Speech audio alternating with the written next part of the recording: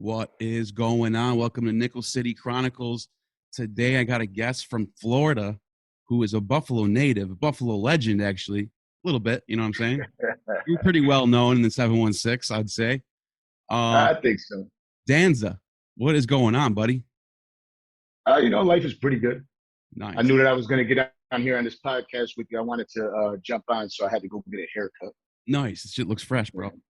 So This haircut is just for you, just for the show, just for me to talk some shit. flattered over here. Yeah. All right, listen. So let's get a rundown about some shit. Your a little background story about you. Some people might not know who you are. Most people do, but most people still probably want to hear some shit. You know what I mean? So give a little rundown, give a little background story.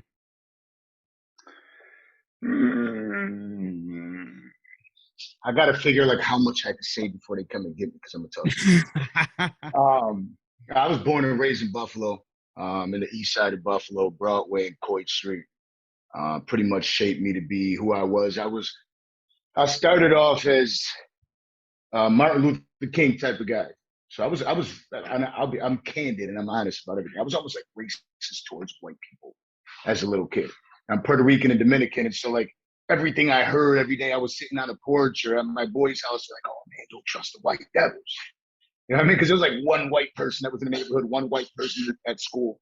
Seventh grade, I met a white kid. He was pretty cool. He brought like snakes and cats into school, and I was like, this guy's fucking awesome. You know what I mean? But I was a little, fighting kid, always talking shit. I was a bad kid, but a good kid at the same time. Yeah. Family of five, all about family. My mom raised me. Went through a lot of shit. I moved from city to city to city to city to try to figure it out. Dropped out of school a little young, got my GED, and I was all about business and hustling. At 25 years old, I caught a case that really rerouted my life forever. I was always into music, hustling, women, clubbing, all sorts of crazy. Whatever was like wild, I was there. I was doing something wild in it. You know what I mean? I had to like. You were definitely a high-powered person, like a high-powered figure. You know what I'm saying? Yeah. You know what's crazy? Because in that time, you don't even realize it. Like I'm living in a moment. I thought it was I'm just having fun and I'm outspoken. Yeah. But now when I look back at it, I'm like, damn, I can't believe I'm alive. Right. Dude. But it feels good to be alive. Right. It does. It really does. My back hurts, but it feels good. Life really is good. You see a lot of depressed people out there, especially on social media. It's like, dude, life is good. You know what I'm saying? We're here. Like, live it, Bro, it's absolutely ridiculous. So, yeah, I mean, we'll get into more about me. For those that don't know, my name is really Miguel. But if I could just go by Danza for the day. So if you have to like Toney Danza. If you have to get mad at me and sue me or something, Danza did it. Sue Danza. That's exactly. None of these thoughts are mine. It's all Danza's. Right. So, yeah, man, dude, I brought you on because, to tell you the truth, you're the type of person that you don't hold no punches. Like None. When you think of something, it comes out of your mouth immediately. There's no filter with you. So yeah. I don't even know how to do that. I don't like doing it. Yeah, dude. So I mean, your social media posts are provocative, but they always come from a place of truth too. Like there's always little subtle red pills that you throw in there that you can't argue against. You know what I mean? And you don't. And I'm like this too. Like I don't have a party affiliation when it comes to politics. I don't have anyone that I need to pander to. I just tell if I think of something, I say it. Like this way I feel, I'm going to tell you. You know what I mean? Yeah, there's absolutely no reason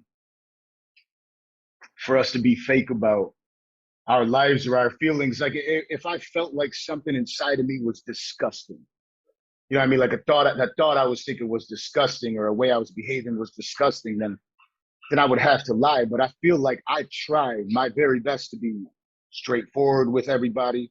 I give my loyalty. I give my respect to everybody up front. I know my opinion isn't a disgusting opinion. My opinion is based on what I see, based on what I see others go through, based on me living in a predominantly Black neighborhood, predominantly Hispanic neighborhood, based on me living in a predominantly white neighborhood, I fucking lived out in Israel for a little bit, Jerusalem, That's Tel great. Aviv. How was You know that? what I mean? I I fucking speak a little amazing. bit of Hebrew too. I Mishman Hashiva, what do you call it? That's where I was staying at. You said What seven. do I You got? said seven. Sheva. That's seven. Me. That's where I was living. What is it? Shalom, Shalom. Yeah. Hello. Bo, Peace. Boker Tov, Yeah. Yeah. Boker Tov. Good. uh, Good day. Good day. Shliha. Uh. Oh, I Yeah. I know. was, you I know know. what I'm I know telling all you? I the was basics. writing words I know all down. the basics. Right. I Yeah. was writing words. That's. I'm right about that. Right. Boker Tov is good day. Good morning, I Good believe. morning. Good morning. Yeah. Boker Tov. Yeah. Hayil Dashata. Let's have a drink. Yeah. I know the little That basics. one out. Yeah. I don't know. I'm weird like that. I like to go down little rabbit holes and watch documentaries and. Man, let me tell you something dope though. I was cool as fuck out there. All right, I didn't know what was gonna happen. They gave me a car and a place to stay, and I had a little job out there, right? And I'm gonna go do what I want to do. So I go clubbing or whatever, and I have to like figure out a way to weasel my way in because they're looking at me at the door, and security's completely ignoring me. And I'm like, yeah, come on, man! Like I'm here for a couple weeks. I'm trying to get in there, party. Like you guys are leaving me out here. I feel like a loser, and now you got me out here with all the other losers. This isn't fair. And like they ended up fucking with me because I'm joking with them, and they're like, "Oh, go on in." I ended up meeting some kid who was like the leader of some fraternity, Oh. and the next week I'm partying fucking 40 deep every week in Wow. in in, in That's awesome. Israel. My boy George was out there, and I'm having a good time. And the guy was like, "I don't know how you do this. That you're here for a week and now you have your own friends and you don't even want to, you don't even want to do nothing with me. It's like I'm on my own." That's So great. that was pretty cool. Did you go to what's that party city? It's not Jerusalem, but the one right above it. Tel Aviv. Tel Aviv. Yeah, that's what you're talking about, Yeah, right? yeah, yeah. Yeah, That's yeah. where I was living, right on Yeah, the right on the that's the spot, right on right? the beach. Yeah, Oh man, beautiful. yeah. I want to go out there one day. It's like Miami on steroids. Is it really? Damn, Yeah, I it's hear pretty that dope. a lot, and that's hard to believe because you're thinking Israel, you're thinking like a religious place, but it really ain't like that no more. It really is just a regular country like everyone else. Bro, at 3 o'clock in the morning, my first day there, I walked out of the house and I just walked for miles. I had no problems. People were helping me out, buy stuff. Everybody, like I'm using a translator app to try to get back home because I'm lost. Yeah, Everybody was super cool. Like it's amazing over there. People, we have our judgments. It was a leap of faith to go over there because I'm like, I don't know if there's a missile gonna fly by in the middle of the street or something. yeah. There's a lot of It shit was going on over amazing. there, especially It was awesome. So, especially in the West Bank. That's where it goes down. But yeah. but Yeah, I did some risky shit where I took some drives and I walked into some deserts. I that's saw somebody walk out of like a little pyramid right at the top of it. I saw somebody walk out and I was just driving through sand. Like, oh, this pyramid. is awesome. It's a Yeah, it fucking looked pyramid. like it. Dude fucking, like he literally just walked out the cave. Dude just walks out there with a turban on. And I'm like, I know I'm in the wrong place. I was driving to the Dead Sea. And I'm like, I'm literally like, I'm a tough guy, but I don't know where the hell I'm at. And I see some dude walk out looking all mysterious and shit in the middle of the fucking desert. And I'm just like, and then I just slowly backtracked to the car and got the fuck up out of there. That actually happened. I'm a pretty tough guy. I'm not really afraid of shit, but I don't want to figure out what's going on up there. Yeah. You know what I mean? Chopping A heads lot of off. people speak English over there, or is it just Arabic and Hebrew? A lot of people speak English. That's what I thought. English is pretty big everywhere now. That's the world. That's the world language now. You know. Dude, they're super intelligent out there. So they're like light years ahead of us as far as the way their intelligence works and their wisdom works. Yeah. It's insane. It's a beautiful place. But that's me, man. So I went through. I've seen so much different sides. Different. I've watched and I've looked through the eyes of other people. I tried to really understand where they were coming from, Right. and I can that relate. really. The reason why I can relate is like the opposite, because I grew up in a white neighborhood, but I went to prison, so I got to see both sides of American culture. You know what I'm saying? Because I met people upstate who were from. You know what I'm saying? So I know exactly what you're saying right now. You see different walks of life. You can understand different worldviews and where they're coming from, because people's experiences give them their worldview. That people don't just wake up and just decide I'm going to vote for this person or I'm going to buy that shirt. You know what I'm saying? Everybody has a worldview based on their life experience, based on who they're around, the environment. You know what I'm saying? And when you're around different people, you realize that. You realize people think differently for different reasons. There's a reason why they think that way. You know what I'm saying? For sure. Listen, something I wanted to say to kind of set the tone of where we're going to get at, right? You put a group of people around you right now. Like you got to think of specific people you actually know that that you could put around you, whether they're good friends or not. Just put a group of 15 people around you and make up a story in your head, right? So tell them how you were just driving down the street, and when you got to the corner, you seen two people fighting, right? And the fight got real bad. Fucking car is going down the street. They don't pay attention.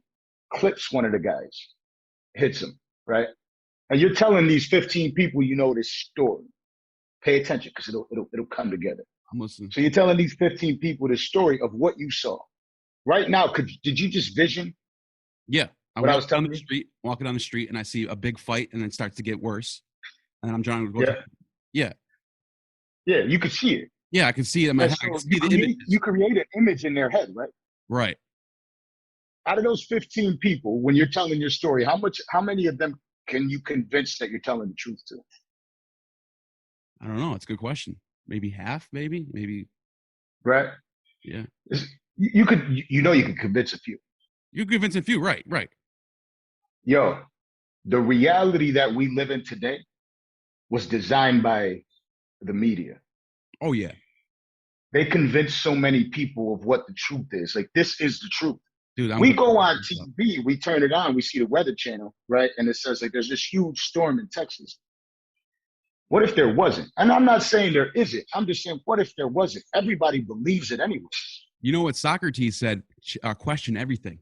Everything. Even if it's crazy, question it. Look into it. And, you know, I'm glad you brought up the media, dude, because you're spot on, bro. Like, for example, the impeachment trial just happened. Now, regardless of how you feel about Trump, whether you're on his dick all day and you're obsessed with him, or you hate him, you want him to die, whatever, just you see both sides are crazy, both sides, right? Regardless of what you think about Trump, the impeachment trial was crazy. These people literally tried to make a fake. I'm going to show it on the screen while I'm saying this.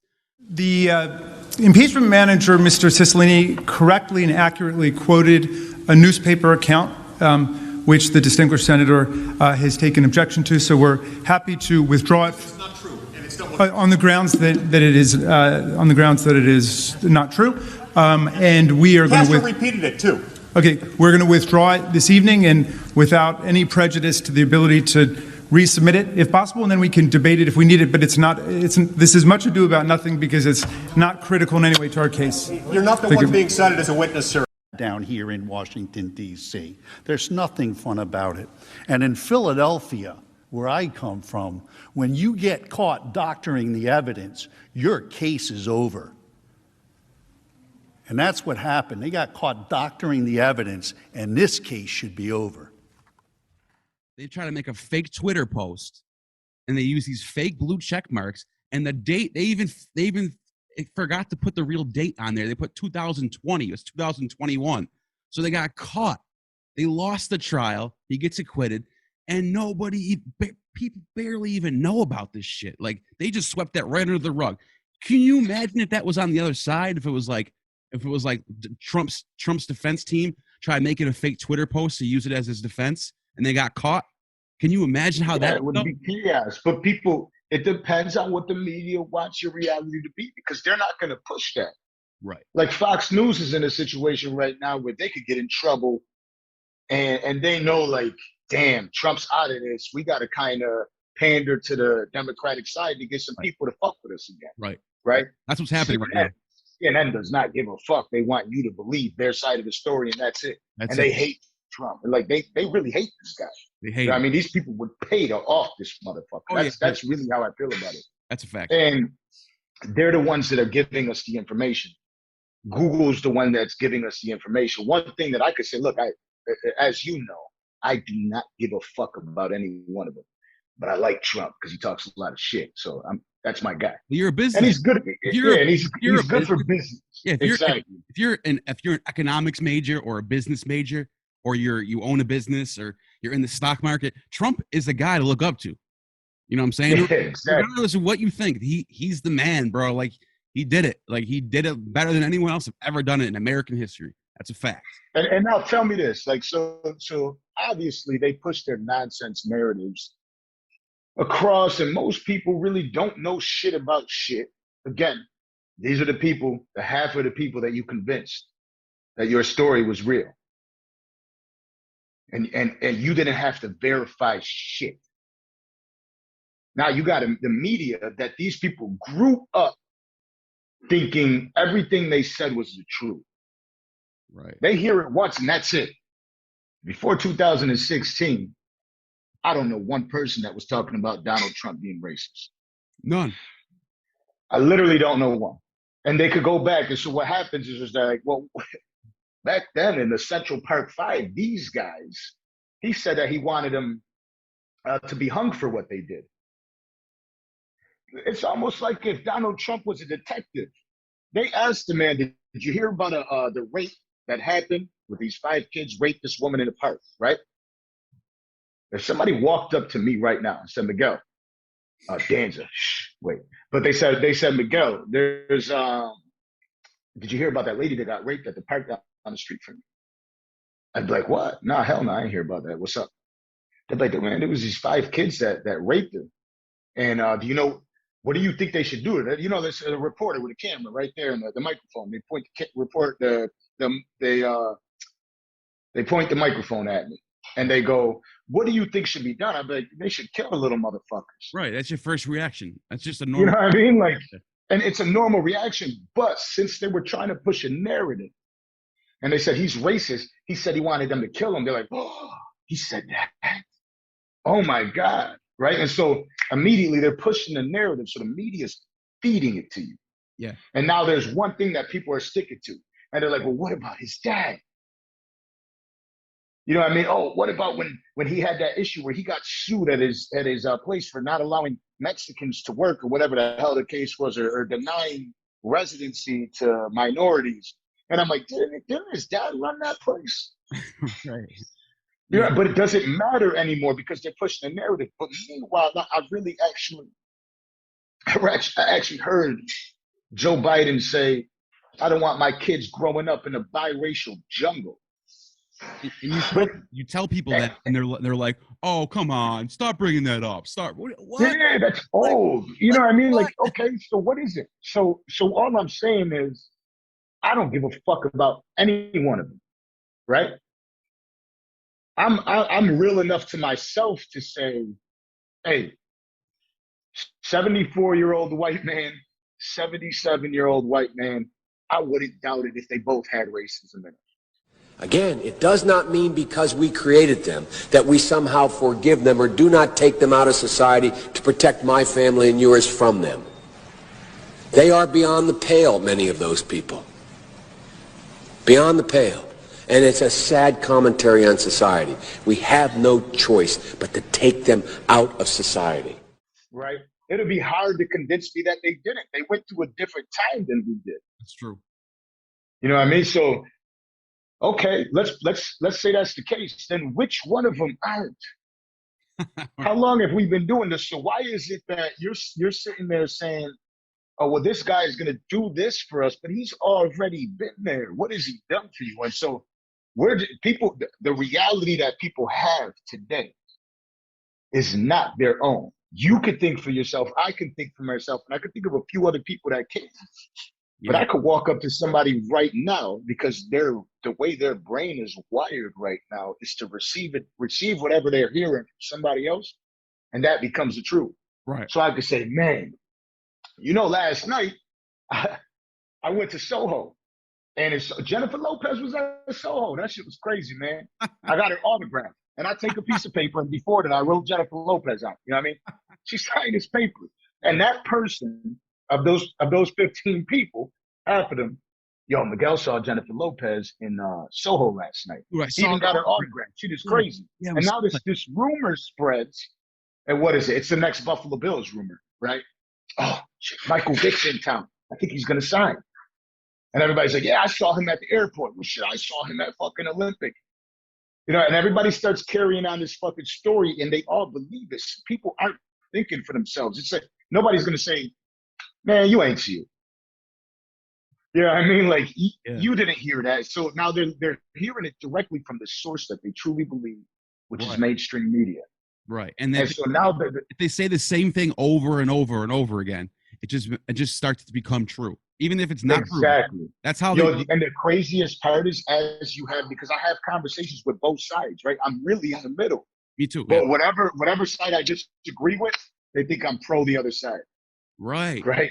So if I said, well, I think financially Trump is good for you. You're just a Trump supporter. You're probably racist too.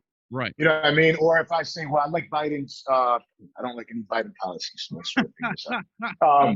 No, but if I say, you know what, I like what Biden did with the prison sentences and how he changed it. He did.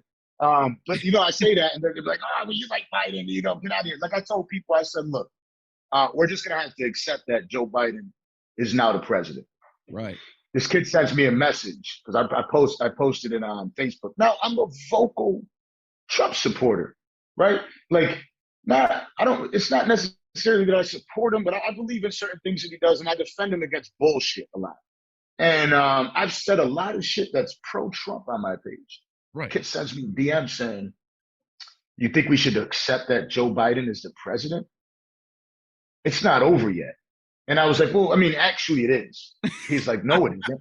You know what I mean? So this kid's like, no, it isn't. And he starts talking shit to me. Right. Those people get. Now, meanwhile, you scroll up 5 other fucking pages and the kid's like, oh man, everything you say is so true. You know, that's why I really fuck with you. You speak from the heart. I disagreed with one thing. Said. That's all it takes. And it was the truth. This was the truth. Yeah. It's like a religion. It's like and then all of a sudden I'm hated. Now I'm pro Biden and Harris. Now I might should be. Now you're a socialist. Kamala Harris's nephew or niece. Now they call you're a socialist now. Yeah, and automatically I'm like, oh, you hate me now too? Shit, whatever.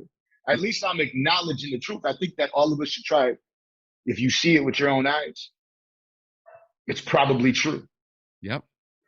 And you know what I mean? Like you know what's crazy is like people, once they get invested in an idea, they don't, anything that goes against that narrative, they close their eyes or plug their ears. They can't, that idea that they invested in, that they voted for that politician, that's it. I have to protect that now. That's the truth. And it becomes like on both sides of the political spectrum, it becomes religious. I don't mean religious like a god. I mean, like they have this set of ideas. So if you're a Democrat, that means you're pro-choice, you're pro-immigration, you're pro this. If you're a Republican, you're all the opposite of that. You know what I'm saying? Pro-gun, pro-low taxes. All of a sudden, you have to agree with every single one of those check marks. If you go off on one of those check marks, oh, dude, he's a heretic. Get him out of here. It's crazy. And people pick and choose. Because I saw everybody legitimately, because we do the same thing, right? We idolize our athletes. And you don't tie the beliefs with that, right? Right. Or should they? But since you want to tie the beliefs, then you shouldn't have been rooting for Tom Brady. He likes Donald. Right. Yeah. You know what I mean? But then as soon as when I put a post like that, it gets ignored. Right. But let it be a musician that went on Instagram and said, vote for Donald Trump. If you back that musician, you support racism. Right. Yeah, it always comes back to racism. Like that's like the worst thing in the world. Like that's like the ultimate evil. It's like forget about raping, forget about murdering. Yeah. It's the escape.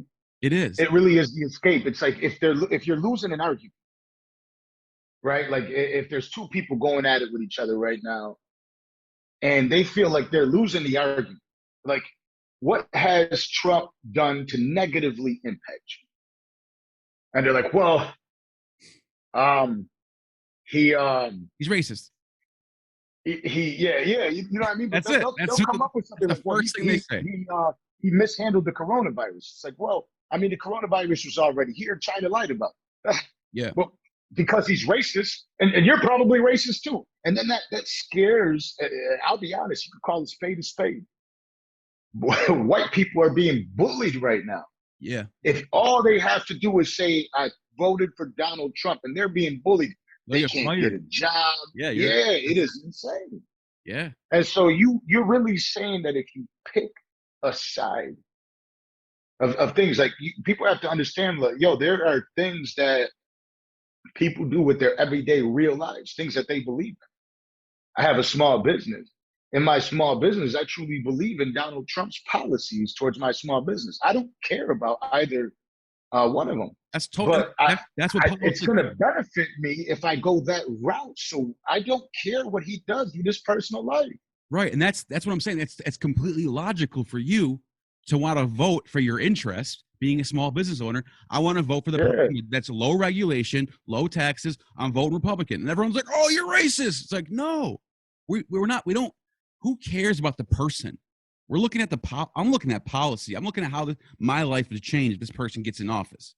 Most people don't vote that way. Most people vote on like popularity or what they hear in the news. Or that's why we had so many voters. The voter turnout was extremely high. It wasn't because of fraud. It was because everybody was voting for who they hated or against who they hated. Yeah, that's you know what I mean. And look, if you want to call it a rigged election based on what you think happened with people stealing votes or putting in fake votes, you can.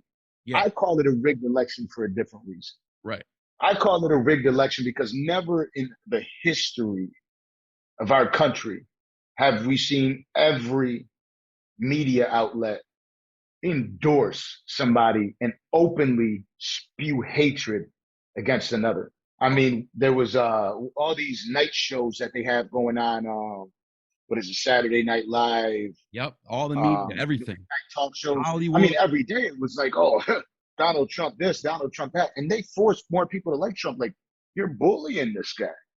And granted, I think Donald Trump earned it because he came at it that way. You know what I mean? He walked in immediately talking a lot of shit. Oh, yeah. So he did earn it. A lot of the shit is like, okay, if he's going to talk shit, let's get him back. So it became 4 years of a battle of shit talking against each other. However, that doesn't make it right. That I mean, it was Facebook, it was Twitter, it was Instagram, it was everything you posted saying Trump's a liar, Trump's bad, Trump's racist, Trump's this, Trump's a bigot. That's another thing. And it was over and over again. That's another thing. So the fact checkers now, Snopes.com, Politico, right? Those are the big two ones.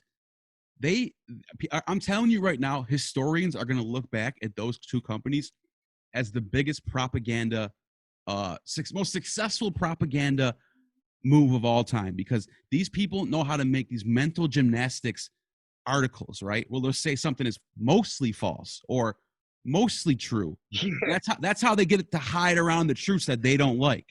They'll just throw. Yeah, that's not what he meant to say. Right. But when it's Donald Trump could say about the bleach. Right, and it'll say mostly true. They say bleach, like it's like he never actually used the word bleach. You know what I mean? It's like, but I get it. It's a battle. Yeah. But it's just a shitty battle, and people aren't smart enough to think for themselves. Look, when we were coming up, and you and I were in high school and elementary school, there was kids that were around you that were legitimately just not intelligent. Right. You know what I mean? You knew it immediately. It's the kid in the corner of the room that's probably eating glue. Yo, he grew up right now and he's on Facebook. Yeah. And somebody told him that Joe Biden is the savior. You know what I mean? So while he's eating his Elmers Glue right now, the leftover, he's really upset. He's typing on his computer and he's saying, all you Trump supporters are racist and Biden is going to save us. And it's like, oh, okay. I mean, these politicians aren't here to save us. Their job isn't to save us. They're really there to save their buddies. What I liked most about Trump is honestly, the man wasn't a politician. That's why that's the only reason why I like game up. That's the only reason why I liked him. He was the anti-politician that became president. He really was. And he talked at a crowd or at a group of individuals, which is the politicians. He talked at them and he told them that he was coming for them. And so obviously there was a war coming, but guess what happened? Never at least in the next 10, 15 years, Donald Trump made a difference in the world because we're going to pay attention to politics. He's got everybody paying attention. Now, all of a sudden, everybody's Exactly. a political science major. Everybody fucking knows everything. Exactly. We're all experts. And it's for the better, right? You know what I mean? Now, don't get me wrong. There's the crazy people. There's the Elmer, the Elmers Glue. It's there. It's there. But then there's the people that people get to really understand what's going on, what's taking place. A lot more people are involved in stock now. Yeah. Investing their money however they got to invest. A lot of people are thinking about opening businesses. Yeah. A lot of people are thinking like, okay, well, this is in place so I could do this. If this administration is here, they're going to clean energy, so maybe I should open a clean energy company. Now they're starting to understand where we are. And part of me always thought like, oh, that's for older people. That's for old people. Yeah, I'm 35 now. And I'm paying attention more now than ever, obviously, because of my age. But even these 20-year-old kids, these 15-year-old kids, they're starting to pay attention more than ever. Yeah. And eventually we'll get to the right place. Right now we're in the wrong place, but I think eventually we'll get into the right place. Yeah. But go ahead. I was going to say, so I think long term, I think Trump's done. People think he's going to come back and run again. I think he's done. This is my personal, if I had to predict what's going to happen, he's done. He's not going to, he might even try to run, but I don't think he's going to. What I think is going to happen is I think Trump's going to pull out people from the woodworks that are going to be like him, sort of like these figures who shoot from the hip, don't read teleprompters, but they'll be better. There's gonna be someone coming along better than him, probably. Oh yeah, he's creating a mind. Yeah, what he's set up is long term.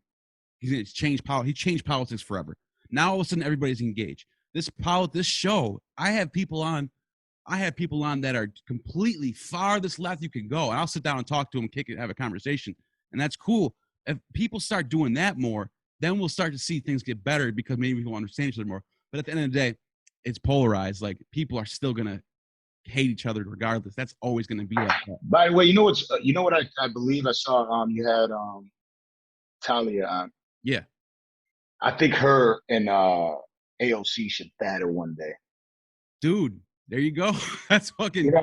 I think they both have the same views, but that would be like the coolest battle ever. Yo. You know what I mean? She is a lot like AOC. Yeah, for sure. I think that would be like the coolest. That's not an insult, by the way, Talia. No. And I don't like AOC. I want an anti-AOC, and Talia would be a good one. Well, the thing about AOC is you can hate on her all you want, but she's winning elections. She's in the Senate. She's got she's raising money. Like, she's a machine. She's making a difference. You know what I'm saying? Yeah. It doesn't matter what you think. It is what it is. Like, she's a winner. Yeah, she'll take anybody out. She's out for blood. Yeah. She's like the new and improved Nancy Pelosi. That's what I'm saying. She's the future of the Democrat Party. Like, she's super already super high up, super powerful, has a crazy she's a beast. She jumps on Twitter and she'll tweet something and it'll get like 1 million retweets within 10 minutes. Yeah, she could go at anybody she wants. She could cancel anybody right now. Yeah, that's crazy. You know, you mentioned something about the election being rigged, and this is where I saw the crazy and the normal conservatives separate.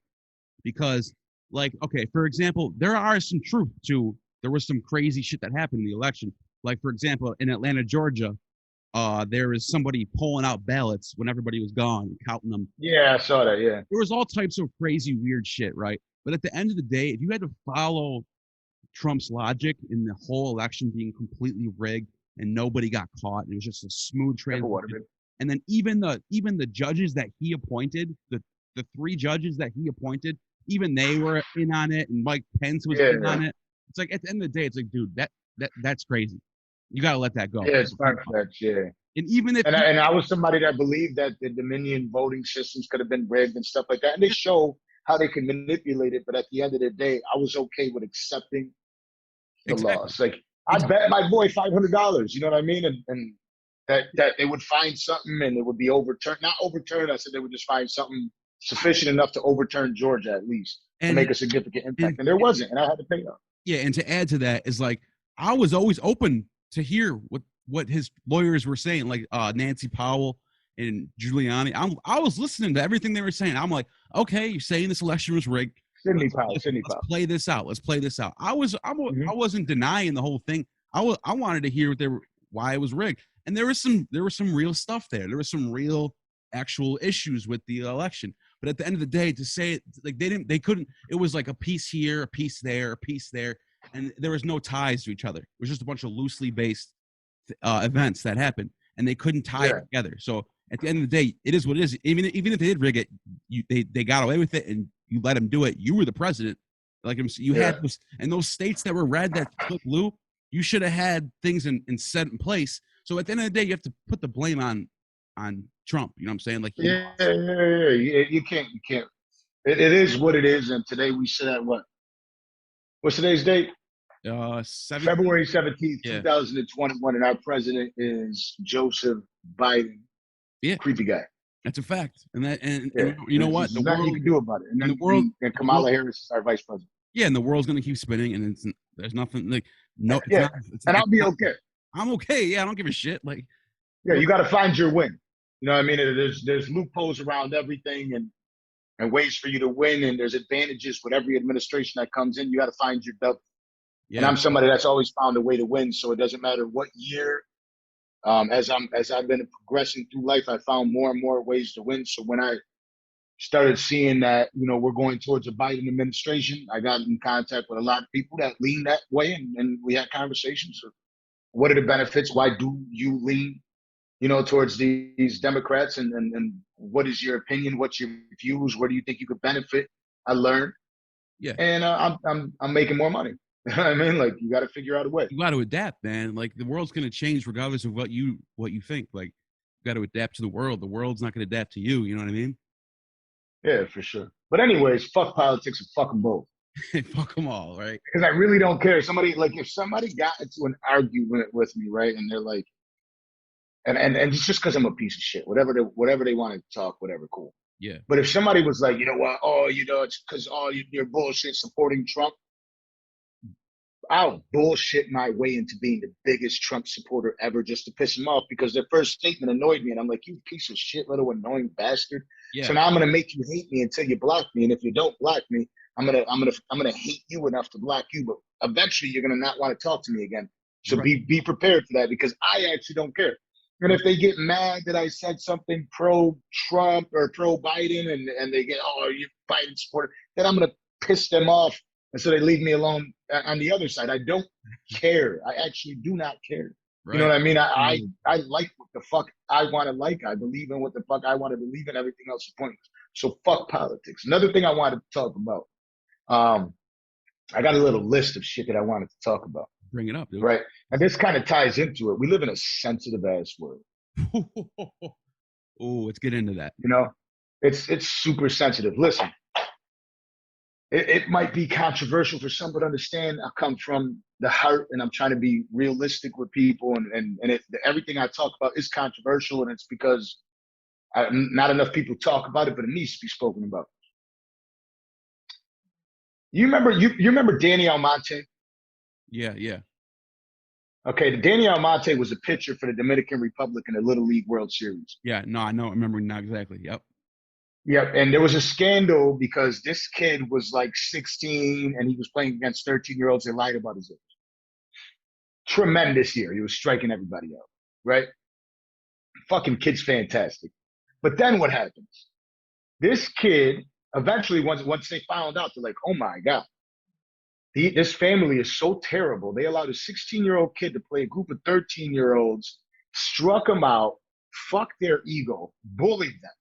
You know what I mean? Made them feel worthless. And really what was going on in national television is they were watching a kid that was a few years older than them, maybe a year, 2 years, whatever the fuck it was, bully them. Yep. And let people see, provide a link for them so they could see exactly what the hell I'm talking about with Danny Almonte and what happened. Yeah. Now, the kid was a couple years older. He beat him. Right? But the worst people in the fucking world after that, like what piece of shit. Oh my God, fucking Danny Almonte. Fuck that guy. Right? For trying to make it into this world. And here goes where it gets interesting.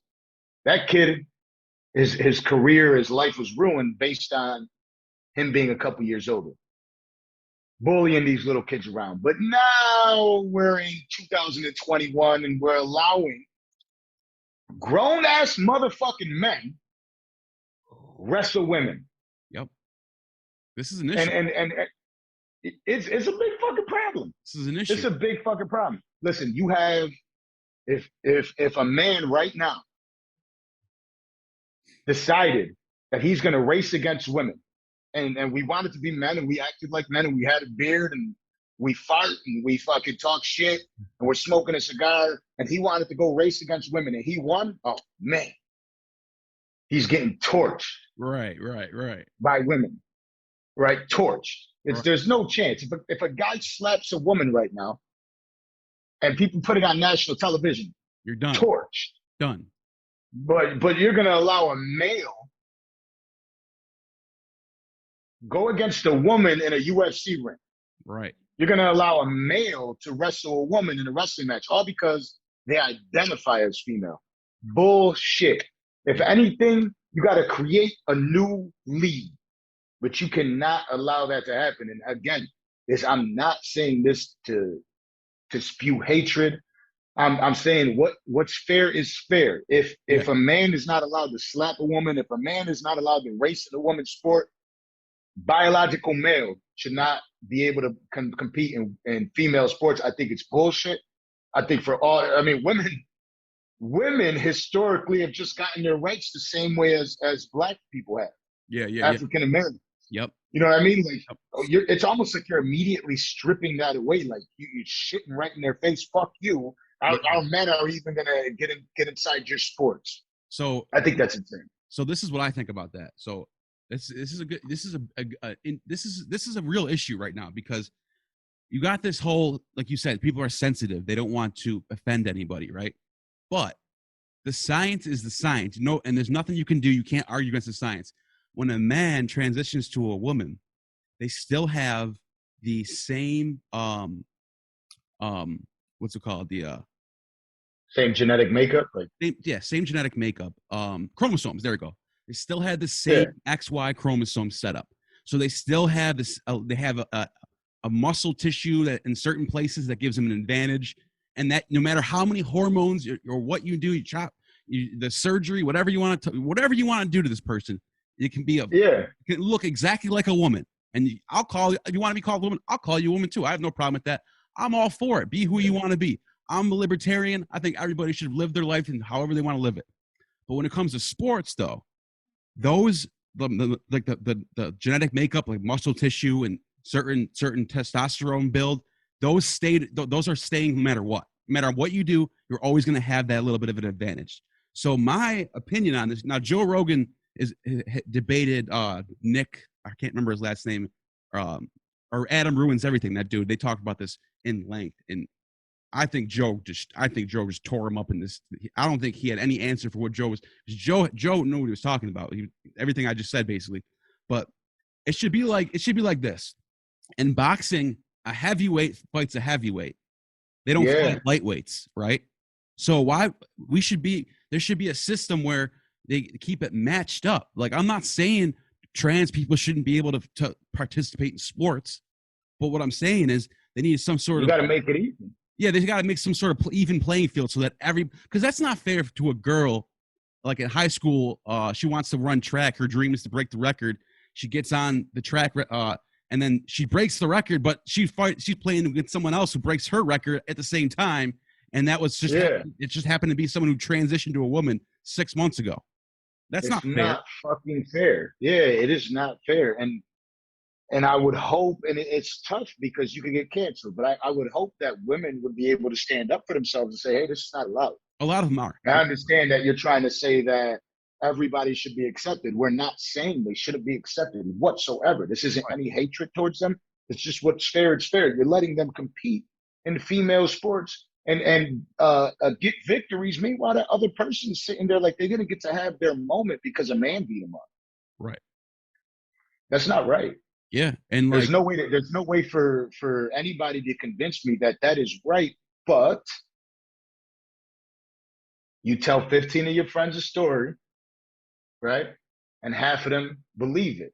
And so somebody said to them, they have rights to, you don't understand their emotions. And they completely miss the most obvious point. Yes, we know they have rights. We know they have emotions. However, so does that female. that just got her ass whooped, that just lost in a race, that just lost a basketball game, Right. that feels less than in that moment. It just isn't fair. There has to be a point where we become to respectful to one another while also acknowledging the truth. Right. And you know what I think that also another thing I think they should do is you should be able to go up echelons. Like if you're a female, like the NFL, for example, that's the highest level of football in the world. If a female kicker was good enough to be better than our kicker for the Bills, and she can kick 60-yard field goals all day long. She's good enough to play. She's good enough to play. You know what I'm saying? Yeah. You should be able to. If you can move up, then that should be fine. Like, but to move down for an NFL player to jump down and play college, it's like, what are we doing? Like that's so. Yeah, exactly. So if you had like Layla Ali, who could go ahead and spar with a man, and that's what she wants to do because she's a monster, then okay, go ahead, go against. And that's somebody that's transgender, and go ahead and get your battle on. If you could win, that's awesome. But that's a fair fight because you both determine that's a fair fight. And I think that's I mean? that's a common ground between the people who are all the way over and saying we need to let everyone just be. You know what I'm saying? Between people who want to cancel them and people who want to make them like join everything. That's a common ground. It's like, okay, let's open up the people. So if you can contend and you can play with the higher levels, do it. But don't be jumping down to levels that you know you have an advantage over them. That's where I step in. Yeah. You know what I'm saying? That's all I'm saying. Exactly. And people aren't real enough to touch it. People aren't brave enough to touch it, so they can't speak up. Yeah. Me, again, I don't care. This isn't me, Miguel. This is Danza. That's why I had you. I read it off a notebook. But if people are afraid to talk about it in the same way blacks, Latinos, are afraid to step up and say I supported and I voted for Donald Trump. It's the same way that women and men alike are afraid to say it is not fair. A lot of people want to keep their mouth shut because they don't know what type of judgment is about to be cast on them. And they're afraid of that judgment because a lot of people really fucking worry about what people think about them. Yeah. I say what the hell I want to say. My best friend sometimes would be like, yo, you're a fucking asshole. What you said, I don't agree with it all. And I'm like, beautiful. That's amazing. Tell me something else great. Like, tell me. I don't really care. You know what I mean? Me and you could have a disagreement right on here right now. I don't care. You know, it is what it is. I'm not offended by it. Like, not everybody's supposed to agree with me. But you know what? My girlfriend agrees with me like 12% of my life. Right. But you know what? You know what I mean? Like, if everybody was an open book like that, it'd be a lot easier to navigate through the world, like because there'd be no bullshit. You just know what is what. That's red. That's red. Its color is red. It's not white.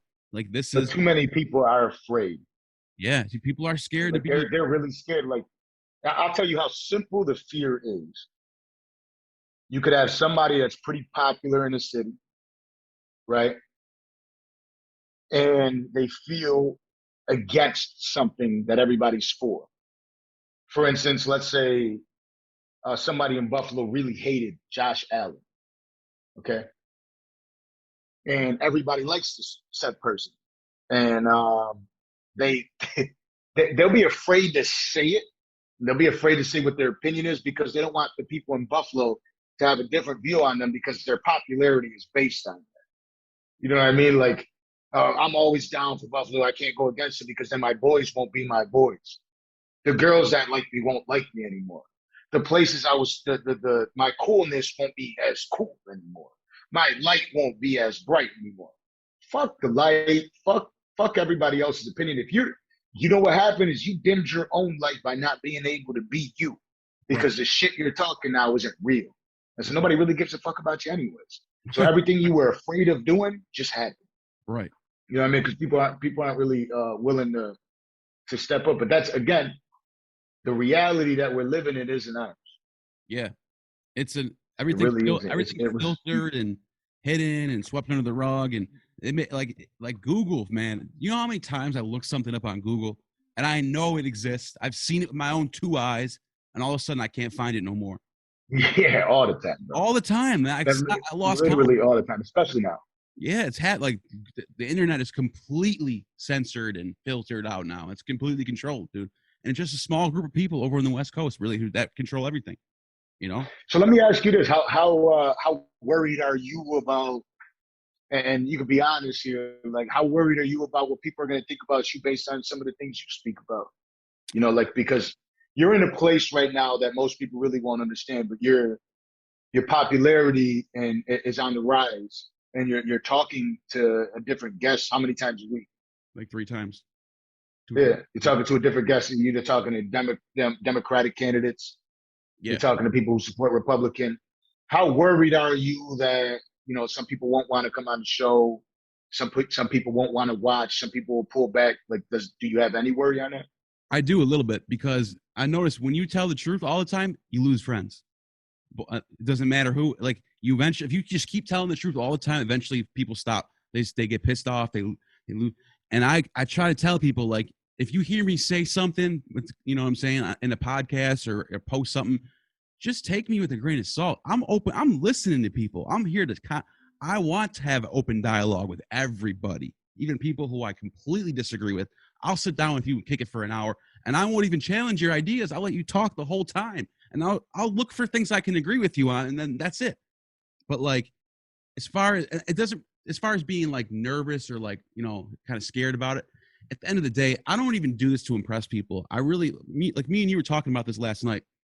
I'm building my own legacy for my descendants one day to look me up online and be like, yo, our great 7 times great grandfather from 2020. Look at this dude. He had his own podcast, and look at, he's got all these videos. This is what they can hear what I think and my thoughts. And I'm thinking like, that's what I'm thinking about long term for me. Like this isn't to impress anybody. You know what I'm saying? But if people like it and they dig it and they support it, I'm cool with that too. You know what I mean? Yeah, exactly. I don't care. Listen, I'm somebody that's been, along my entire life, I'm somebody that's been equally loved and hated. Yeah. And I don't really care. I stand up for anything that I really believe in. But again, we live in a sensitive ass world. It's just that I don't give a shit about the sensitive people. Yeah. You know what I mean? I guess that's one group of people where I can't. I'm a type of person where, like, even if you live in depression, I'm the type of guy that's going to say you have to overcome it. Maybe your ride is tougher than mine because to overcome your depression is tough. But you need to do it. Yeah. You can't sit there and sulk. You can't sit there and say, oh, my life sucks. I'm somebody that battles depression. I'm going to extend my hand to you. If you want to grab on, I'll take you for a hell of a ride and we can try to beat this shit. But if you don't even want to reach for my hand, fuck you. Right. You know what I mean? Like, I don't have to sit here and listen to you try to pour me into. Yeah, you're not going to bring me down with you. You know what I'm saying? Yeah, exactly. But I will, if you want to go for it, let's take a run for it. Same thing I would tell an addict. I understand that you battle addiction, and so your battle to get across that addiction is going to be tougher than mine. However, I'm here to give you a hand. But if I'm giving you a hand, and every night you're sneaking around popping more and more pills or taking more drugs, or you're out at the club and drinking, fuck you. That's it. It's over. You know what I mean? I can't help you. And so, like, I'll support you, or I won't fuck with you. Whether what your opinion is of me, because I might have bailed on you, if you think I'm a bad person, then so be it. But I'm also not somebody that's going to go drown with you. Right. You know what I mean? You see that a lot. Can't accept that. It's like, oh my God, what a fucking asshole. He doesn't believe in depression. Yes, I do. I just believe that you could get through it if you fight, and I'll fight with you. Anybody can too. That's a good point. It's like you see people a lot of times people on the bottom. I'm not looking down on anybody, but I'm just saying because I've been there. That's why only reason why I can say that I've been in those places, rock bottom, and you get a lot of times people when they get in that spot they become real selfish. They need help from they just want everyone to help them, pay attention to them, and baby them, and you know what I'm saying. But at the end of the day, eventually they have to get up on their own 2 feet. Exactly. You know what I'm saying? Have to. And people become addicted to that. Yeah. They become addicted to people that, oh, yeah, oh, my God. Oh, no, really, honey, that happened to you? Like, you know, like a woman who is heartbroken gets so much attention from her friends and from other guys that they like living there. Yeah. You know what I mean? If the conversation changes to something positive, it's like, oh, do you remember when my ex-boyfriend, he broke my window and he broke my heart at the same time, and it's like, oh, honey, you know what I mean? Like, I'm this type of person. Somebody will tell me, like, they went through heartbreak, they're having a hard time, they're trying to figure their life out. I'll say, here goes what you need to do to overcome. But you can't go back to that. you can't go back to a person that has destroyed you like that. But they're saying, but there was the good. Hey, if you want to sit here and say, oh, there's the good shit, I'm not about to sit here and listen to your pity story for fucking 38 minutes. I'm telling you that if you want to overcome this shit, you have to grow past this shit. If you don't want to, and you're saying, well, I really care about him, and the reason I don't want to leave him is this, and you want to stay there. You want to have a conversation about your heartbreak, and you want me to re-break your heart for you, then you don't want to hear the truth. I'm not the guy you want to have a conversation with. I promise you. Right. And you know what? It's crazy because you see people use that as like, it's like their defense mechanism. It's like they weaponize it. Like, oh, feel bad for me. It becomes like this, like, and that brings me to my next topic that I want to ask you about, bro, is this victim culture that we live in. It's like, it's become a new status level to be the biggest victim ever. Like Colin Kaepernick, he started a whole new market now with these fucking donate to me, what do you call it, GoFundMe pages. All over, people are breaking in money with, oh, look, this person, they got whatever happened to them. I don't know. There's a million of them out there. You know what I'm saying? And that's become it's become a new money grab. It's to get people to feel bad for you so they can give you money and you can get attention and become popular and get a bunch of likes and a bunch of followers on Twitter. And it's crazy. It's crazy, dude. Yeah, for a pity story. Yeah. It's the same, but all of us have gone through some sort of trauma. Right. That's crazy. Confucius, the Chinese philosopher, he said, a society that condemns rich people is a society destined to fail, and a society that condemns that pushes up the poor is also a society condemned to fail. Like, he's basically saying, like, if the way your society's thinking is like, we got to put people on the bottom up on a pedestal, is like the example. Yeah, don't let the rich man succeed. He already has all this money. It's like you're not paying attention there. That motherfucker worked hard to get to where he got to. And he's creating jobs. That's how you make, exactly. There's an entire, people don't understand that shit though. No, they don't. You know what I mean? And that's why the policies don't make sense to them. For the other people, they're like, oh man, $15 an hour, raise the minimum wage. They don't understand that every item that they now go buy is up. Is a little bit more expensive, or they're like, oh, that's just greed. No, it isn't greed. You know what I mean? Everybody else is trying to live a life too. If I worked my ass off and I wanted to buy this beautiful home, and I have to wait another 2 years to buy this beautiful home because the salaries change, then I also have to change the prices of my products. Because I still want to purchase this beautiful home. It's a dream of mine. Yeah. You know what I mean? Or I already live in this home and I now have to pay some bills. You know? And so it just doesn't make sense to me. But again, it is that victim culture. It's like, well, I need $15 an hour. It's like, what are you going to be upset when the milk is also $10? Like, I was just going to say, is that going to bother you too? I have a business degree and I'm going for my economics degree right now at UB. I'm back in school right now. And I'm telling you, this is economics, microeconomics 101. They teach this to every student. I don't know why more people don't talk about this, but when you raise minimum wage, the prices of inelastic goods goes up with it within a short period of time too. Within 6 months, if we raise minimum wage to $20 an hour, within 6 months, milk will be $6-7 a gallon. Like, seriously, it's inevitable. It's literally like 1 + 1 is 2. You can't. There's no way around it. When people have money has to represent scarcity too. We can't just if we can just print money and give it to everybody to spend, it would be worthless. People won't understand, like, this is not real valuable. It's just a piece of paper. It represents what we have. It represents debt. All in all. Exactly. So it's like, we can't just keep raising minimum wage and expect that to be that's like putting a Band-Aid on cancer. It really is. But again, what you said is like, it's economics 101, right? And it's 1 + 1 = 2. But 1 + 1 really didn't equal 2 to the kid that was eating Elmer's Glue. So that is who the audience is. Again, we have to remember that a lot of our audience are people that they never ever paid attention to school because they were fucking a little too young, right? Like they thought this girl was hot a little too young. They decided to get into the streets a little too young. They decided to focus on video games a little too young, or rap music a little bit too young. We're talking to people who are lost. A lot of the people that were really that are out there giving their opinions, that are on these blogs and typing their comments, they all have the same mental capacity as 6ix9ine does. You know what I mean? Like, and we're sitting there like, oh, we're fighting against people that don't even understand logic. Like, we're arguing with people right now that will never be loyal to anyone. We're arguing with people that have no faith. We're arguing with people that don't ever want to be successful. They don't want to get a job. We're arguing with people who choose to live in poverty because people choose. I learned that a long time ago in business. It's like, I always thought that everybody wanted to be successful. Everybody wanted to run their own show. Everybody wanted to be a millionaire, and everybody opened their own business until I offered a kid a job.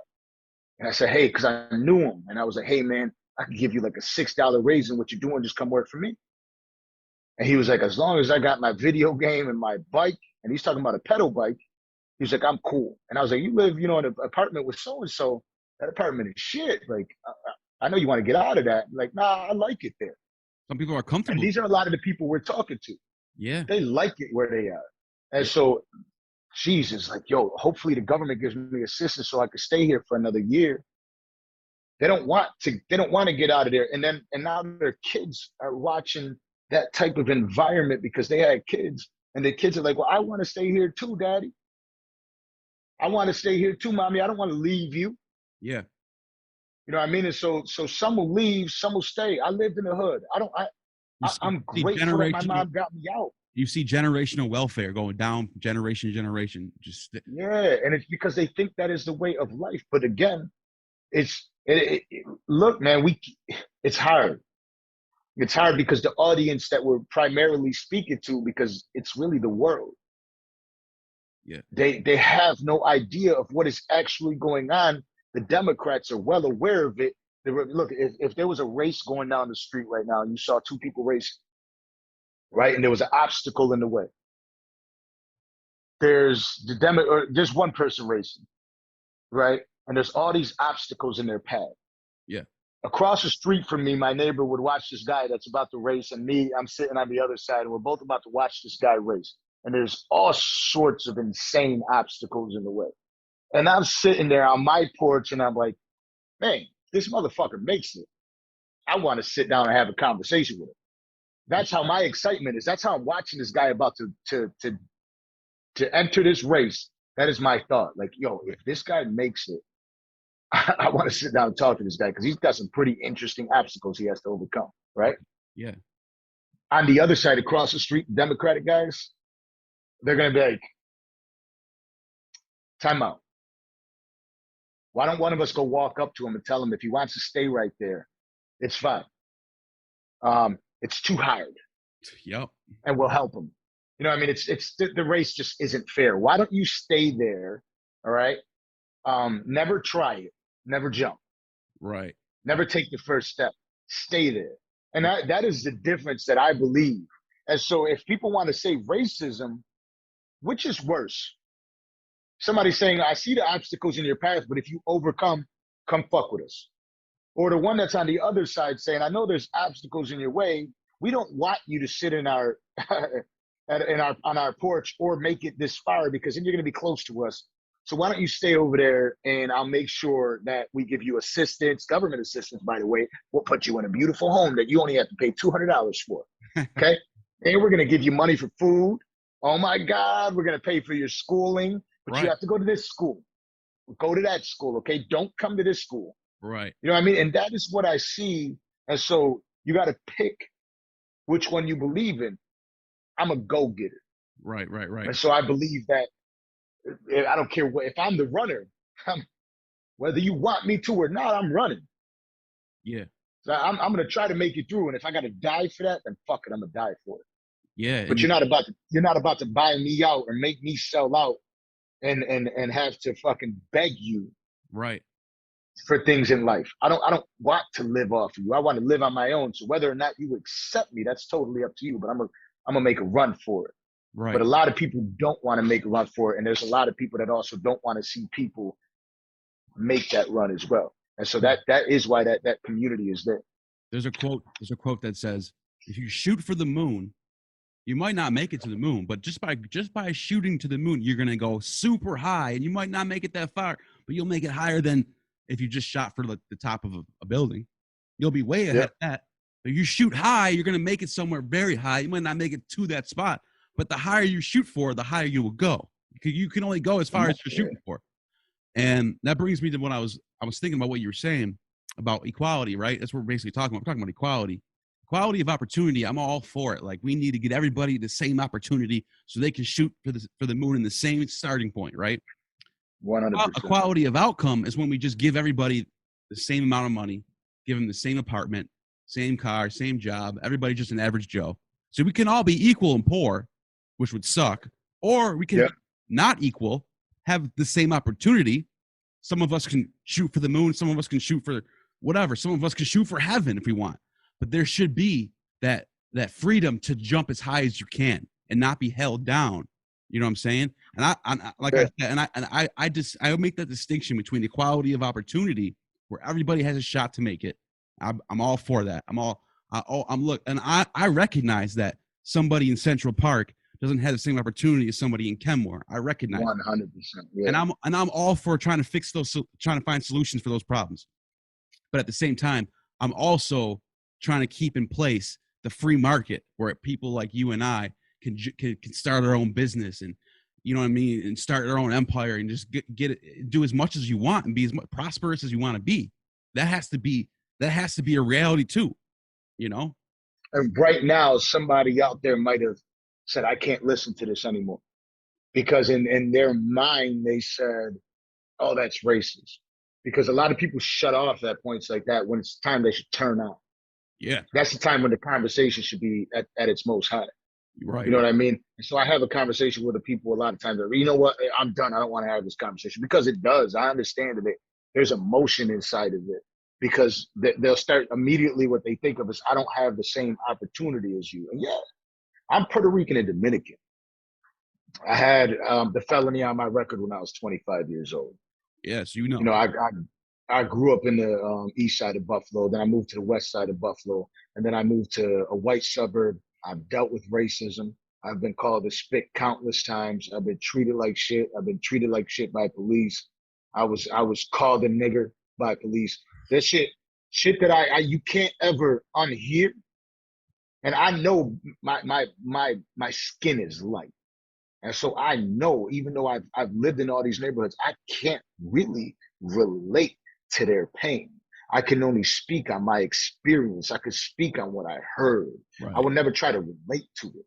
Right. That's a good point. At the end of the day, we all do have to understand that no matter that obstacle that was in my path, the only thing I knew for certain is I was going to go out and try to beat it. I was going to go out and try to be better. I was going to go out and try to, and look at the world and say, I'm not who you think I am. And I'm not going to become who you want me to be. I got this one, the YOLO, right? That's what everybody likes to say. I want to live. I want to be great. I want this for me. I don't care what you want from me. I want this for me. And as long as more of us could say that, more of us could be real, again, what we believe in. More of us could be vocal about the things that we care about. The world would be a better place. And so it's not about racism. It is about for us, because we aren't the politician. And we could speak on it for sure. Because it is important for people to hear what I just said. It isn't it isn't fair. The game isn't fair. But the battle isn't so much, and it is, but the battle isn't just about the color of your skin anymore. The battle is between rich and poor. You know what I mean? Because a poor white man is viewed the same as a poor black man by these politicians. They don't care. Right. The difference is a rich black man isn't viewed the same as a rich white man. Wow. You know what I mean? They view it a little bit different for that rich black man. It makes it a little bit tougher. So we understand that there's a battle. But if you're poor, you're all the same. Yeah. little poor fucks. Right. You need us. You know what I mean? It's treated like shit. Yeah, it's like everything's treated like shit. Oh, we'll put you on this. Don't speak up too loud. Right. So it doesn't matter. Oh yeah. So money is really the ultimate thing being weighed out now. Yeah, and that the poor are the easiest people to get to vote for you. Is just, here's a little bit of money, here's a little crumb. Here, I'll pay your rent in that 1-bedroom apartment in the middle of the projects, and you can have $150 a month for food stamps, and just vote for us though. And by the way, if you get a job, we're gonna cut you off. It's like exactly. It's ridiculous. That's crazy. I've had people work for me that didn't want a raise because if they got a raise, they would be taken off of support. Right. And that support was what they were they were using to catapult themselves into a better life, and so they were in this fight. It's like that. They didn't know which one they could. A 30 grand threshold that they didn't want to pass that. Exactly, but they do. You know what I mean? A lot of them do, and they're like, "Fuck, what do I do?" Right. Like the position I'm in, and I could see that. I heard this is family that I've dealt with this type of stuff, and it's like I see it. I see the battle. It's like, hey, I got kids. You know, like if I take more, I'm putting them at risk because they'll cut me off. Like real support. It keeps people down, bro. Real support is like, come, go get more money. And we're going to phase you out of it as you grow. Right. They don't believe in that. They're like, nah, we're going to cut you off. Fuck you. They get scared of it. Yeah. And that is the world we live in. It's a sensitive ass, weird ass world with too many motherfuckers that don't want to be real. Yeah. And too many politicians that are still in office and they're like 89 years old. You know what I mean? Like, yeah. And then you got the whole aspect of people are trading their freedom away for safety. We want to dummy proof everything, make sure everything's safe for everybody. It's like, how much safety do you need before we literally don't have a choice to do any more choice anymore? It was all about exactly. One of the greatest books I've ever read in my life is by Glenn Beck. Do you remember who he is? Glenn Beck, yeah. Yeah. He's got a book called The Overton Window. I highly recommend that book. I'll check it out. The Overton Window is what you want accomplished, right? And where you are, right? So then there's this window.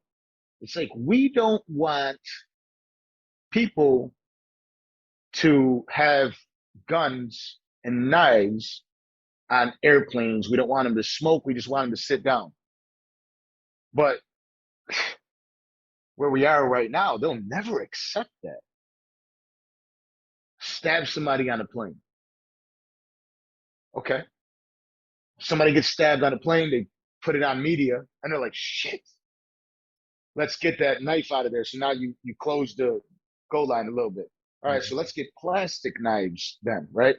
But they're smoking cigarettes. Oh my God, the fucking pilot burnt down the thing, the control room, something happened, and there were cigarettes in there, whatever the fuck happened, right? More regulation. Cigarettes burn. Oh, no more cigarettes. And they're getting to their goal line, and the window says, here goes the things we're going to do at that window. They're going to apply all the things they need to do in order to get to that other side. But they saw it from here the entire time. They knew in order to stop this, we have to do this. In order to stop this, we have to do this. In order to stop this, we have to do this. Right? That is the world we now live in. Yep. And so people don't get it.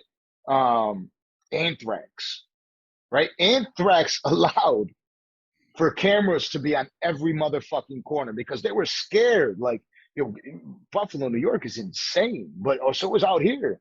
They're like, oh my God, there was 15 accidents on this interstate alone. Let's put a camera at the light. Well, let's put a camera at every light, actually. Right. And people are thinking like, oh, it's just because of the fucking traffic. It's just because there was a fucking guy with anthrax. So just you voted to have your privacy taken away because you wanted that camera. And people don't understand it. They voted for that shit. Or they snuck it into a bill and people wanted like, oh, come on, these fucking stimulus bills are ridiculous, right? Like fucking 1.5 trillion, 600 billion dedicated to the people. Like it's really crazy. That doesn't really make that much sense. All corporations. That's who got paid. You know what's crazy is through this pandemic, people suffered, people lost their jobs, people lost their business. You know who thrived the whole time and is thriving right now? Big corporations. Crushing it. they're getting bigger. They're hiring more people now, dude. It's crazy. Yeah, what's going on, all sorts of fucking regulations being passed, and they're saying, "Fuck you. We're right? taking this away from you. We're Yeah, also going to watch everything you do."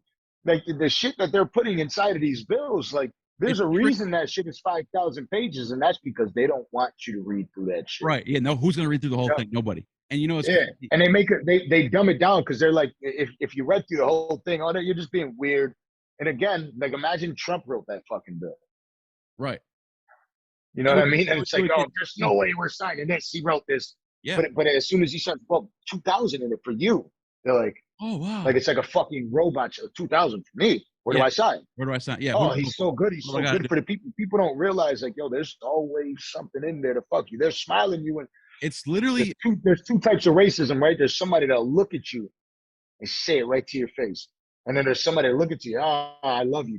Just come in, come on in, and they're the scariest ones. yeah. You know, Our whole world is like that right Malcolm now. X- Everybody's enticing us in. Malcolm X said that the conservative at least will tell you what they think, and you might not like it. But the white liberal is a wolf in sheep's clothing. Whites who act friendly toward Negroes. A fox acts friendly toward the lamb. And usually the fox is the one who ends up with the lamb chop on his plate. The wolf doesn't act friendly, and therefore the wolf has more difficulty in getting the lamb chopped in his plate.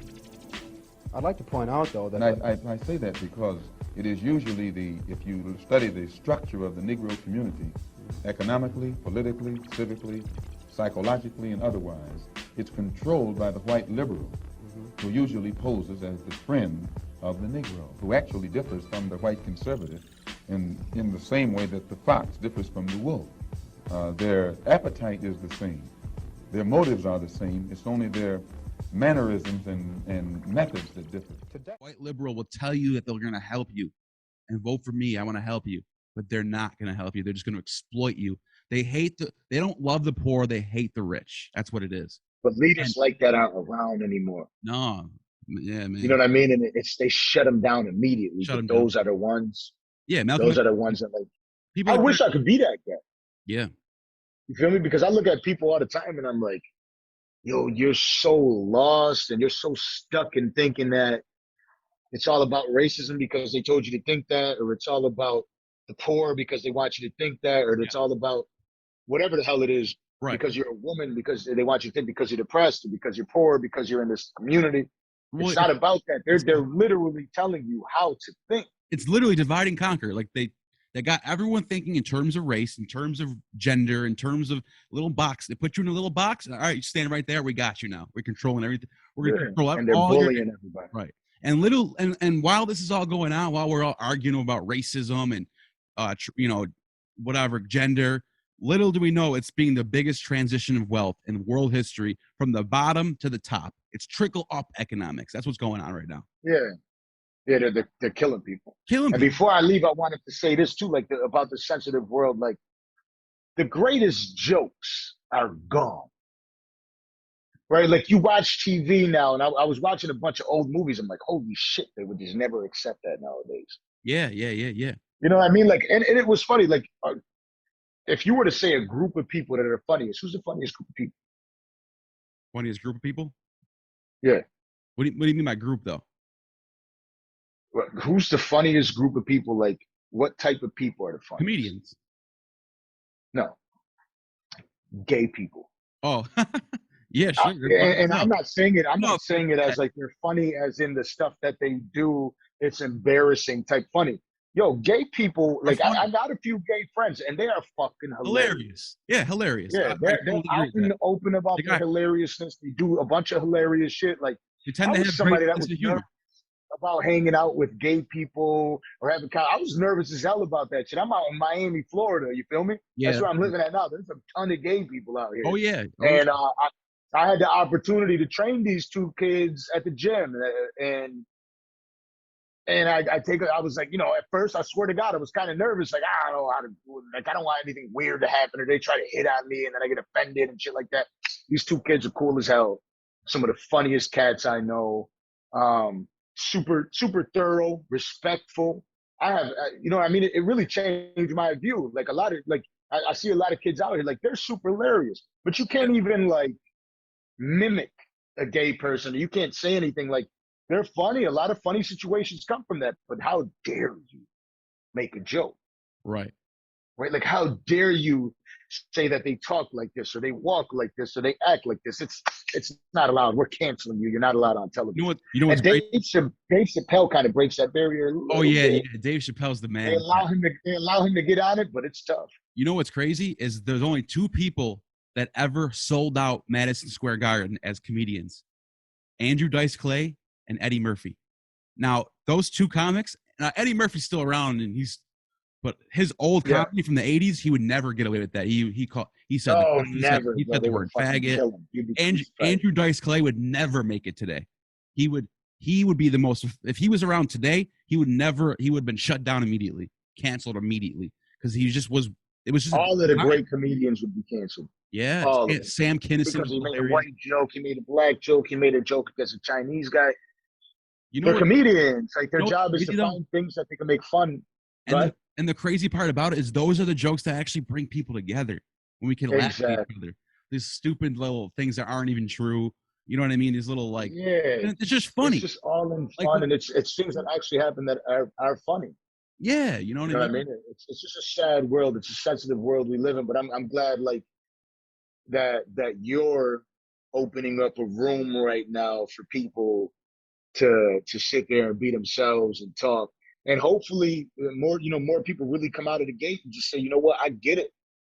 I see what's going on in the world, and I understand that life isn't fair, and I understand there's a lot of shit going on that I don't understand, because I will never sit there and act like I got it all figured out, because I don't. Right. I got what I have figured out of life is what I seeked to go figure out. You know what I mean? Like, I went out and tried to figure that out, and that's what I have figured out. But I don't have all the answers. I'm not perfect. I make fucking mistakes, and I'm a flawed man. But so is everybody else, and a lot of people don't want to believe that. They're like, I'm not flawed. My fucking opinion is perfect, and this and that. Or I'm not going to speak up because I don't want to deal with this person. But to have an area right now, that's what I love about. That's why I was like, yo, you got to get me on this show. I got to get on here. It's because I was watching people speak, and I'm watching no matter what side of the fence they're on, you're letting them speak. Yeah, you're letting them talk. They're being able to be open. And you're being open with them, and then you have your boy on there that's open with everybody as well, and that is what the world needs to be able to come together. Everybody needs to be able to speak and feel comfortable speaking, and I think that's dope. And like you said you met those 2 people at the gay bar or whatever, and you said you did change. It wasn't at the gay bar. My bad. No, you said you met 2 gay people. Whatever, downtown. Yeah, at the gym, at LA Fitness. You said talking. You said at the gay bar. I don't even know why I said that. but listen, you said you talked to him to change your view on like people, like, you know what I'm saying? Exactly. And that's what people just need to talk to each other. That's it. You might meet somebody. You might meet some old white 70-year-old man wearing a MAGA hat. You might think he's Hitler, and then you sit down and talk to him for 20 minutes, and you're like, oh, he's not that bad. He's like my uncle. Yeah. You never know. We're alienating people off a fucking hat. That's the world we live in. Yeah, give me a Nancy Pelosi hat. I'll rock it. I rock the MAGA hat.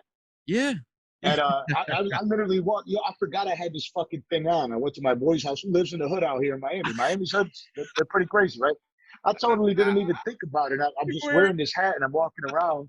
Nobody said anything to me. That's great. But I was like, I thought about it after. Like, I grabbed my hat because he said something. He was like, yo, you're crazy for wearing that shit. And I'm like, I was like, yo, I totally forgot I had this shit on all day. I was filming with my boy for those YouTube episodes I sent you. Yeah, and I was filming with him, and I totally didn't even think about it. But I just had this shit on the whole time, that whole night, so I just left it on. It's a comfortable fucking hat. You want me to throw? It's a red hat with white letters. Yeah, that's crazy. Florida has a lot of Trump supporters out there, especially Latino Trump supporters out there. It's bro, fucking shit. People fleeing. It's awesome. People fleeing Cuba, communism, coming. They're gonna gravitate towards Republicans because those are the ones that are. The Cubans out here do not fuck with Joseph Biden. No, they don't. Do not trust him. Yeah, I was explaining it to someone here. I was trying to explain that to someone here. They're like, how can a Cuban, somebody from Cuba support Trump? And I try to explain to them, listen, this is what communism is. this is what freedom is. This is what they want. It doesn't matter what Trump is or if he's racist or not. People want freedom, you know. But for the outro, you want me to play one of your clips on one of your videos? And so I'll send a link. Yeah, definitely. Man. I'll throw in the link for your YouTube page so everybody can go and subscribe right now. Make sure you guys do that. So yeah. You know, it's just real life. Those episodes I did about a year ago. I'm actually, after having a conversation with you, I called my boy to come drive over. We're gonna shoot a couple more episodes. Yeah, you should. Bro. It's just me really actually living my life. There's no script.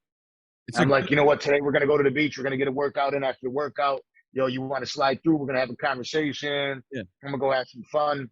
No, let's live. And everything is real. Everything is authentic. There's no fake shit when it comes to me. Yeah, you have a very compelling YouTube channel, dude. It's really well done, and it's compelling. It's entertaining, dude. So everybody should check it out. I appreciate that. Yeah, dude. You got to appreciate that. You got something going there for sure.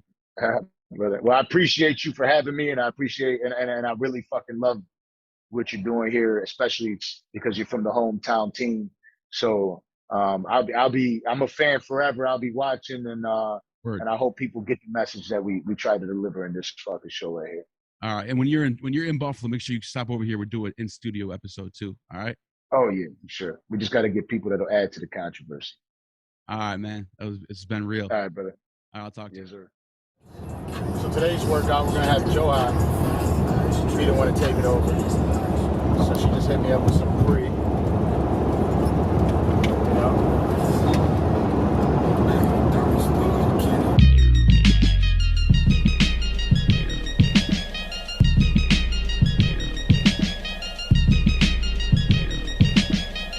Let's go!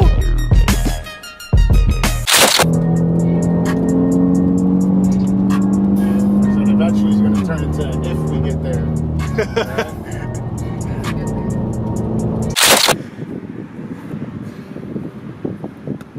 So Joe, how you running the training? Yeah, Uh-huh. I ain't ready yet. What you got to say? What you got to say? It's just about to get real. Mm-hmm. And you got the ropes? Yeah, it's this resistant band that you can either attach to this or somebody grabs it. I'm so used to fucking training people now. I don't even want to do it today. So we did the Iron University workouts. We did the beach workout yesterday. Had my man Marco with me. We had Kelvin. Kelvin's on the way. He's over doing some jewelry shit right now, handling some business. We had Chris with us. We had the man behind the can, real deal. So what we didn't have was Joha. And so because she didn't show up yesterday, I told her she's responsible for carrying out the workout today. So she's the one that's gonna be coaching us. And I'm a humble man, right? I worked out with her a couple times and she beat my ass in the gym. She's over there doing her little hack squats, lifting it up, teaching me how to do it. And she's talking to me while she's doing it. She's like, you're gonna go like this. And meanwhile, I'm over here like I can't even do the weight. So she's a little beast, so I figured she knows how to do these core workouts. She's got her own business where she's a personal trainer for many other people, so. We're about to get started, even though it looks like we already started. Yeah, we're definitely gonna start. It's just hot outside. So we're gonna be doing some sprints, some plyometrics, a little bit of everything, some core work.